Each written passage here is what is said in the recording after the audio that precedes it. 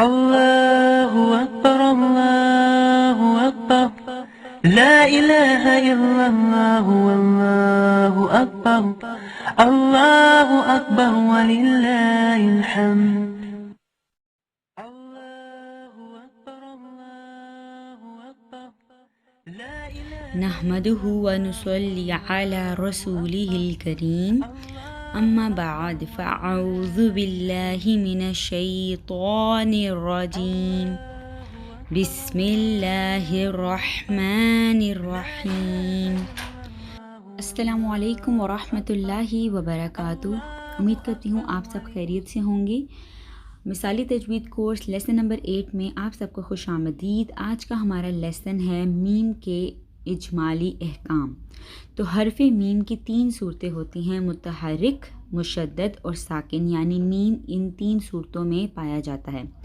سب سے پہلے ہے متحرک، اس سے عدم غنہ کے ساتھ پڑھا جاتا ہے، یعنی وہ میم جس میں حرکت پائی جائے اس میں غنہ کے بغیر پڑھا جائے گا، جیسے کہ مالکی، ٹھیک ہے، میم کے اوپر صرف زبر ہے یعنی میم متحرک ہے۔ اس کے بعد دوسری صورت ہے مشدد، اس میں غنہ کے ساتھ پڑھنا ضروری ہے، یعنی اسے غنہ کے ساتھ پڑھا جائے گا۔ جب بھی میم حالت مشدد میں ہوگا تو وہاں پہ غنہ ہوگا، جیسے عما، اس طرح سے۔ اب ہے ساکن، اس کی 2 حالتیں ہیں۔ جب ساکن میم ہوگا اس کی 2 حالتیں ہیں، ایک ہے غنہ، ایک ہے عدم غنہ۔ اب دیکھیے غنہ کون سا ہے؟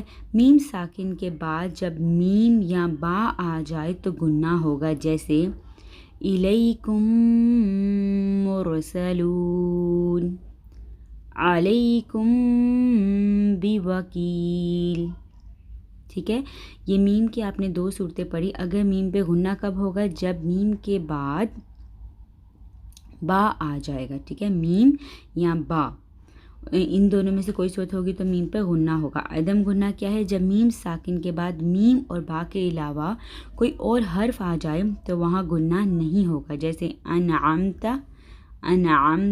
تو اس پہ غنہ نہیں ہوگا۔ اب دیکھیے آگے ہیں میم ساکن کے تفصیلی احکام۔ میم ساکن کے 3 احکام ہیں۔ پہلا ہے ادغام، اخفا اور اظہار، ٹھیک ہے۔ میم ساکن کے 3 احکام ہیں۔ اس کے بعد سب سے پہلا ہے ادغام کا۔ ادغام کے لغوی معنی ہیں داخل کرنا یا ملانا، اور اصطلاحی معنی مدغم کو مدغم فی میں اس طرح داخل کرنا کہ دونوں ایک ساتھ مشدد ادا ہوں۔ اب مدغم کے کیا معنی ہیں؟ مدغم وہ حرف ہے جس نے داخل ہونا ہے، اور مدغم فی وہ ہے جس میں داخل ہونا ہے۔ یعنی اگر پہلے میم ساکن ہے اور بعد میں میم مشدد ہے تو پہلے والا میم ساکن مدغم ہے اور دوسرے والا میم مشدد جو ہے وہ مدغم فی ہے، ٹھیک ہے۔ یہ ہیں اس کے اصطلاحی معنی۔ اب ادغام کا قاعدہ دیکھیے، میم ساکن کے بعد اگر میم آ جائے تو وہاں پر ادغام ہوگا، اور اس ادغام کو ادغام مثلین صغیر کہتے ہیں۔ اب یہ ادغام مثلین صغیر کیا ہے وہ انشاءاللہ تعالیٰ آپ آگے پڑھیں گے جب آپ ادغام کی آگے سے اقسام پڑھیں گے۔ اب اس کی مثالیں دیکھیے، الیکم مرسلون، انتم مؤمنون، فی قلوبہم مرض۔ اس کا طریقہ ہے پہلی میم کو دوسری میم کے ساتھ ملا کر ایک الف کے برابر غنہ کرنا۔ ادغام، اخفا اور اظہار، ان کے آپ نے 4 چیزیں یاد رکھنی ہیں، معنی، اصطلاحی معنی، قاعدہ اور طریقہ۔ اب ہے اخفا۔ اخفا کے معنی ہیں چھپانا، اور اصطلاحی معنی ہے میم کی آواز کو ناک میں چھپا کر اظہار اور ادغام کی درمیانی کیفیت کے ساتھ ادا کرنا۔ اب اس کا قاعدہ دیکھیے، میم ساکن کے بعد اگر با آ جائے تو اخفا ہوگا، اور اس اخفا کو اخفاء شفوی کہتے ہیں۔ آپ کو جیسے میں نے پہلے بتایا کہ ہونٹوں کو عربی میں شفتان کہتے ہیں، اور ہونٹوں سے ادا ہونے والے حروف کو ہم یعنی جو شفتان کا جو لقب تھا وہ شفویہ تھا، تو اسی طرح شفوی جو ہے وہ ہونٹوں سے ادا ہونے والے حروف ہیں۔ میم اور با دونوں ہونٹوں سے ادا ہوتے ہیں، اس لیے اس کو اخفاء شفوی کہتے ہیں۔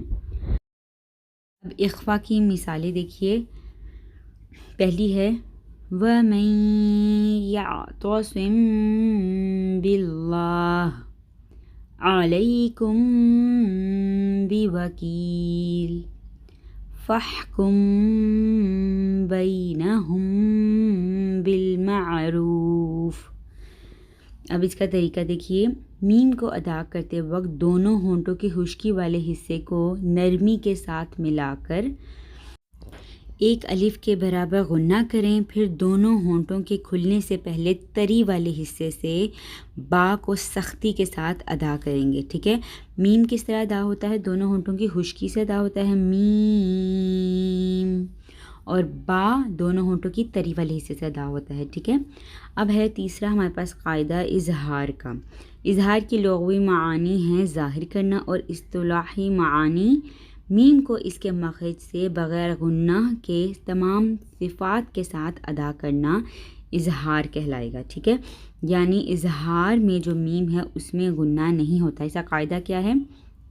میم ساکن کے بعد اگر میم اور با کے علاوہ کوئی اور حرف آ جائے تو وہاں اظہار ہوگا۔ یعنی اگر میم ساکن کے بعد میم اور با آئے گا تو وہاں پہ تو غنہ آ جائے گا، لیکن اگر میم اور با کے علاوہ کوئی اور حرف آ جائے گا تو وہاں پہ غنہ نہیں ہوگا، اور اس اظہار کو ہم اظہار شفوی کہتے ہیں۔ اب یہاں پہ دیکھیے اظہار شفوی کی مثالیں ہیں، یعنی با اور میم کے علاوہ کوئی بھی حرف آ رہا ہے تو وہاں پہ ہم غنہ نہیں کر رہے۔ اب یہاں پہ اظہار شفوی کا طریقہ دیکھیے، میم کو دونوں ہونٹوں کے خشکی والے حصے کو ملا کر بغیر غنہ کے ادا کرنا، ٹھیک ہے۔ یعنی اظہار شفوی میں غنہ ادا نہیں ہوگا۔ مزید انڈرسٹینڈنگ کے لیے اس کو ایک دفعہ دیکھیے کہ میم ساکن کی 3 حالتیں ہیں، جیسے پہلے آپ کو بتایا گیا ہے سیم ویسے ہی ہے، وہاں پہ آپ کو ہیڈنگ کے ساتھ اور قاعدہ بتایا گیا ہے۔ یہاں پہ سمپل آپ کو بتا دیا گیا ہے کہ میم ساکن کے بعد اگر میم آ جائے تو وہ ادغام شفوی ہوگا، اگر میم ساکن کے بعد با آ جائے تو وہ اخفاء شفوی کہلائے گا، اور اگر میم ساکن کے بعد میم اور با کے علاوہ کوئی اور حرف آ جائے تو وہاں پہ اظہار شفوی ہوگا، اور اس کے علاوہ میم حالت مشدد میں اگر ہوگا تو اس میں غنہ ہوگا۔ اب آپ کو نیچے بتا دیے گئے ہیں کہ ادغام شفوی اس کا حرف کیا ہے؟ صرف ایک میم۔ اخفاء شفوی اس کے حرف کیا ہے؟ صرف ایک یعنی با، اور اظہار شفوی اس کا حرف کیا ہے؟ اس کے حرف 26 ہیں، ٹھیک ہے۔ آپ اس کو بھی ایک دفعہ دیکھ لیجئے گا، اور اب آپ نے ادغام شفوی، اظہار شفوی اور اخفاء شفوی کی ایگزامپلس قرآن پاک سے ڈھونڈ کر اپنی کاپیز پہ لکھنی ہے، اور اپنا ورک شیٹ جو ہے، اپنی لیسن جو ہے، یہ آپ نے سبمٹ کروانا ہے، ٹھیک ہے۔ تو یہاں پہ ہمارا لیسن نمبر 8 مکمل ہوا۔ سبحانک اللہم و بحمدک اشہد ان لا الہ الا انت استغفرک و اتوب الیک۔ السلام علیکم ورحمۃ اللہ وبرکاتہ۔